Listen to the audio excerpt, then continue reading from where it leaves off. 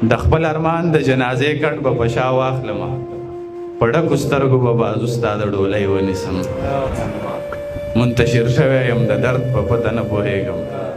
سړی کې مې زړه وکي په لاسو ککرۍ ونیسم او چې احساس نه لري هر څه ورته په خوله وایمه داسې یاران خو به زه ځان له بدیاړۍ ونیسم دا نه د دوایي نه د ساختونو مسله ده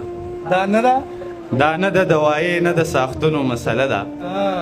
زمونږ خو په اصل کې د زړونو مسله ده دا نه د دوایي نه د ساختونو مسله ده زمونږ خو په اصل کې د زړونو مسله ده یو ځل راته بیا ووایه چې تا باندې مین یم اشنا زما څه لږه د غوږونو مسله ده یو ځل راته بیا ووایه چې تا باندې مین یم اشنا زما څه لږه د غوږونو مسله ده او دغه غزل لاله وایي ستا خاطرو ګنې یار مناسب نه ستا خاطرو ګنې یار مناسب نه و مونږ د دومره انتظار مناسب نه و منم ستا د محبت لایق به نه و خو د داسې رټ انکار مناسب نه و مونږ هغه خلک په سر باندې سواره کړل چې زمونږ د بیزار مناسب نه و قربان مونږ هغه خلک په سر باندې سواره کړل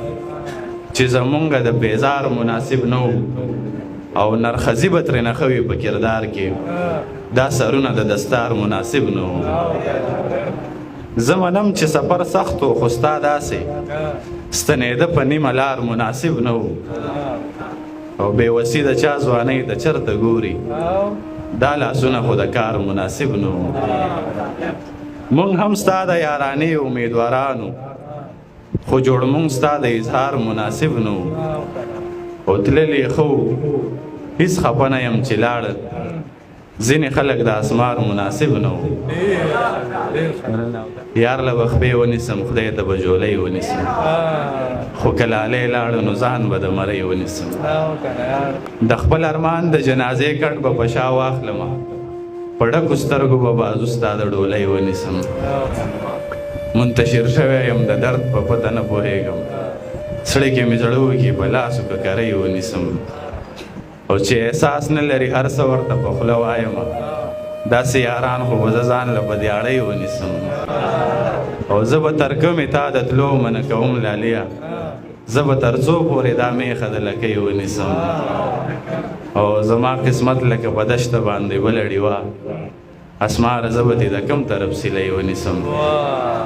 او څه دغه شعرونه لاله وایي داسې په درد کې بې سکونه بې قراره به مرې که ته مین یې نو د چا له انتظاره به مرې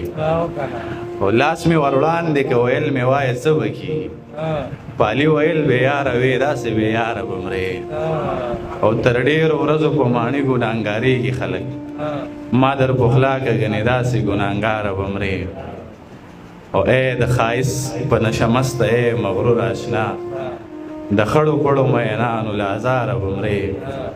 او زما اسماره لیونیه زه دې پېژنمه د چا دپاره یې ژوندی د چا دپاره به مرې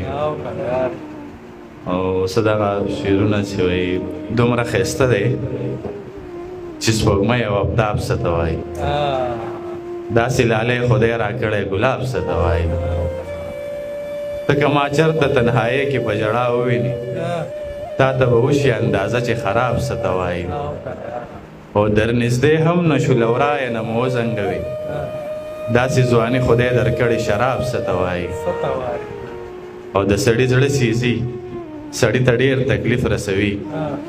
بعضې خبرې داسې وي چې تیزاب څه ته وایي ما ورته وی چې څوک دې خوښ وي او تنها دې پرېږدي چا رانه کړی و تپوس چې عذاب څه ته وایي نن را سره چا د راتلو کلکه واده کړې ده زړه کې مې داسې ساز غږېږي رباب څه ته وایي